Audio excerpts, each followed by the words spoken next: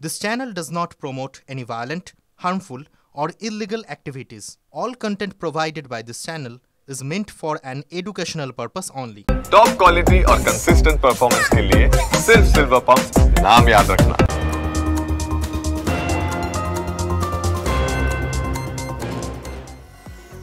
নমস্কার, দেখছেন টিভি9 বাংলা। আপনাদের সঙ্গে রয়েছি আমি তন্নিষ্ঠা। আজই শেষ হচ্ছে মুখ্য সচিবকে দেওয়া নির্বাচন কমিশনের ডেডলাইন। এই মুহূর্তে ব্রেকিং নিউজ, ভোটার তালিকায় গড়মিলের অভিযোগে 4 ভোটাধিকারিক সহ 5 জনের বিরুদ্ধে পদক্ষেপ নেবে রাজ্য। 13 আগস্ট দিল্লিতে কমিশনের সামনে হাজিরা দেন মুখ্য সচিব মনোজ পন্ত। ভোটার লিস্টে গড়মিল সত্ত্বেও কেন অভিযুক্ত আধিকারিকদের বিরুদ্ধে ব্যবস্থা নেয়নি রাজ্য, জানতে চায় কমিশন। কি হতে পারে সমস্ত বিষয় নিয়ে কি সম্ভাবনা রয়েছে জানবো আমাদের প্রতিনিধি দীক্ষার থেকে। দীক্ষা, দেখো, গত 21, 23, 13 তারিখে মুখ্য সচিব মনোজ পন্ত হাজিরা দিতে জাতীয় নির্বাচন কমিশনের সদর দপ্তর দিল্লিতে গিয়েছিলেন। সেখানে হাজিরা দিল, তাকে কিন্তু স্পষ্ট করে বলে দেওয়া হয়েছিল, আইনি ভাষা বুঝিয়ে দেওয়া হয়েছিল যে কেন জাতীয় নির্বাচন কমিশন এই পদক্ষেপ নিতে বলেছে এবং তাদের এখতিয়ার আছে, সেগুলোও তারা আইনিভাবে জানিয়ে দিয়েছিল মুখ্য সচিবকে। এবং পাশাপাশি মুখ্য সচিব মনোজ পন্তকে এটাও বলা হয়েছিল 5ই আগস্ট যে 5 জনের বিরুদ্ধে চিঠি দিয়ে জাতীয় নির্বাচন কমিশন ব্যবস্থা নিতে বলেছিল, অর্থাৎ এফআইআর এবং সাসপেন্ড করতে বলেছিল, সেটা কিন্তু কার্যকর করতে হবে এবং সেটার আজ হচ্ছে শেষ সময়।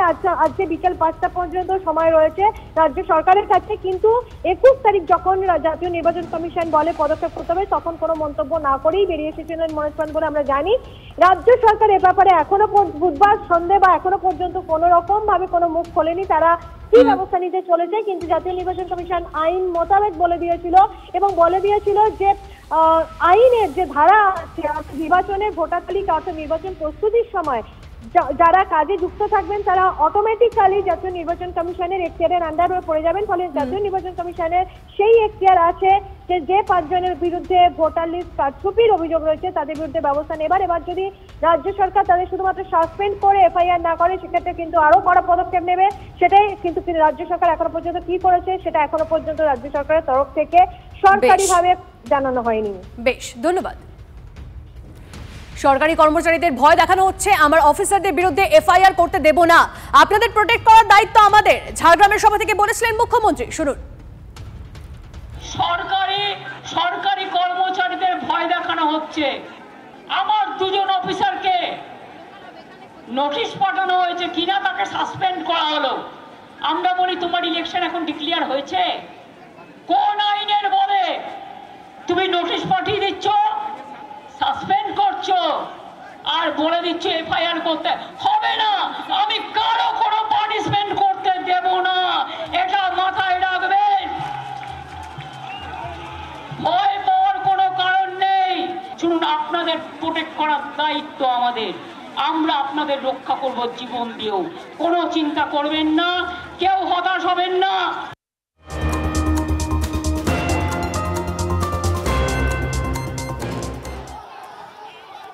আজ আদালতে পেশ নওশাদ সিদ্দিকী সহ 95 জনকে এসআইআর এর তীব্র বিরোধিতা ও সংশোধিত ওয়াকফ আইন বাতিলের দাবি ঘিরে গতকাল ধর্মতলায় ধুন্ধুমার। আইএসএফ বিধায়ক নওশাদ সিদ্দিকীকে গ্রেপ্তার করে পুলিশ। বেআইনি জমায়েত, পুলিশের কাজে বাধার অভিযোগ সহ জামিন অযোগ্য ধারায় মামলা রুজু। জোড়াসাঁকো থানাতেই রাত কাটল নওশাদ সিদ্দিকীর। সুজয় আমাদের প্রতিনিধি আমাদের সঙ্গে রয়েছে। সুজয়, দেখো, এখনো পর্যন্ত যেটা জানা যাচ্ছে যে হেয়ার স্ট্রিট থানা এবং বউবাজার থানা মিলে 2টি মামলা রুজু হয়েছে নওশাদ সিদ্দিকী সহ 95 জনের বিরুদ্ধে, অর্থাৎ আইএসএফ কর্মী সমর্থকদের বিরুদ্ধে 2টি মামলা রুজু হয়েছে। এবং যে 2টি মামলা রুজু হয়েছে প্রত্যেকটি হচ্ছে সরকারি সম্পত্তি নষ্ট করা, সরকারি কর্মচারীকে কাজে বাধা দান অর্থাৎ পুলিশের কাজে বাধা দান এবং রাস্তা বন্ধ করা, ট্রাফিক ব্লকেট, এই সংক্রান্ত যে ধারাগুলি রয়েছে সেই ধারাতে মামলা রুজু করা এবং প্রত্যেকটাই জামিনযোগ্য বলে জানা যাচ্ছে। এবং নওশাদ সিদ্দিকী সহ 8 জন গতকাল রাতে জোড়াসাঁকো থানাতে ছিলেন। সেই থানায় তার বিরুদ্ধে কোনো মামলা না থাকলেও সেন্ট্রাল ডিভিশনের অন্তর্গত যেহেতু এই থানা, সেজন্য নওশাদ সিদ্দিকী সহ 18 জনকে ওই থানায় রাখা হয়েছে। রাত কেটেছে থানার লকআপেই, অর্থাৎ দলীয় সহকর্মীদের সঙ্গে ওই জোড়াসাঁকো থানাতে রাত কাটেছেন নওশাদ সিদ্দিকী এবং বাকি যারা রয়েছেন তারাও এই সেন্ট্রাল ডিভিশনের বিভিন্ন থানায় তাদেরকে রাখা হয়েছে। মেডিকেল চেকআপের পর, মেডিকেল টেস্টের পর তাদেরকে ব্যাংশাল আদালতে তোলা হবে। এবং যেহেতু আইএসএফ কর্মী সমর্থকরা গ্রেফতার হয়েছেন, আইএসএফ বিধায়ক গ্রেফতার হয়েছেন, সেই কারণে আদালত চত্বরে আজকে একটা হই হট্টগোল হওয়ার সম্ভাবনা রয়েছে। তার কারণ বিভিন্ন জায়গা থেকে আইএসএফ কর্মী সমর্থক এবং বিধায়ক নওশাদ সিদ্দিকীর অনুগামী তারা আসবেন, সেজন্য পুলিশ প্রস্তুত রয়েছে। প্রচুর সংখ্যক পুলিশ মোতায়েন করা হচ্ছে, ব্যারিকেড রাখা হচ্ছে যাতে যে সময় তাকে নিয়ে আসা হবে আদালতে এবং যে সময় তাকে আদালত কক্ষে নিয়ে যাওয়া হবে সে সময় যাতে কোনো রকম কোনো অপ্রীতিকর পরিস্থিতি তৈরি না হয় বা কোনো আইন শৃঙ্খলা বিঘ্ন না হয় সেই ব্যবস্থা করা হচ্ছে।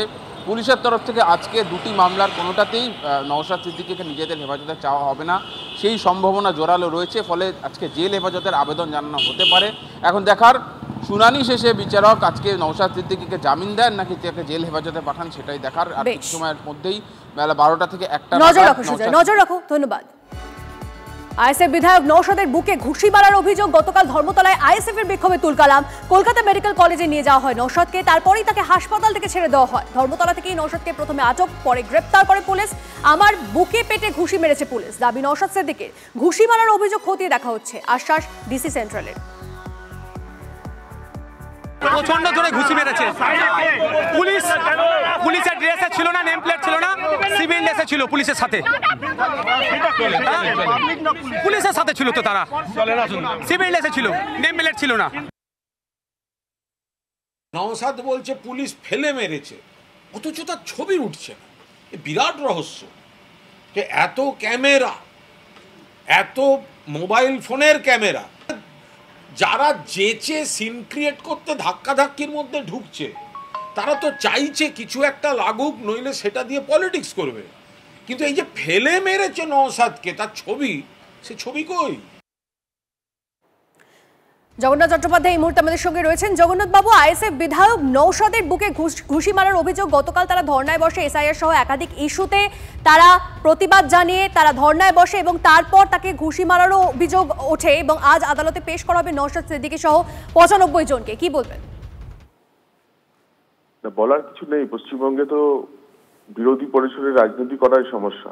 নওশাদ সিদ্দিকী যেমন বিধায়ক, একইভাবে এইভাবেই লালবাজারের রাত কাটাতে হয়েছিল কেন্দ্রীয় শিক্ষা প্রতিমন্ত্রী তথা বিজেপি প্রাক্তন সভাপতি ডক্টর সুকান্ত মজুমদারকে। তিনিও প্রতিবাদ করতে গেছিলেন কসবা আইন কলেজের ঘটনা নিয়ে। গড়িয়াহাটে নামা মাত্রই তাকে যেভাবে টেনে হেঁচড়ে ধাক্কা মেরে পুলিশ নিয়ে আসে, এটা অত্যন্ত নক্কারজনক ঘটনা। তো পুলিশের এই আচরণ দেখে বোঝা যাচ্ছে যে শাসক ভয় পেয়েছে। পুলিশের এই আচরণই বলে দিচ্ছে যে মুষল পর্ব শুরু হয়েছে। পুলিশের এই আচরণই বলে দিয়েছে যে 26-এর নির্বাচন তৃণমূল কংগ্রেসের বিসর্জন। বেশ, অনেক ধন্যবাদ আপনাকে।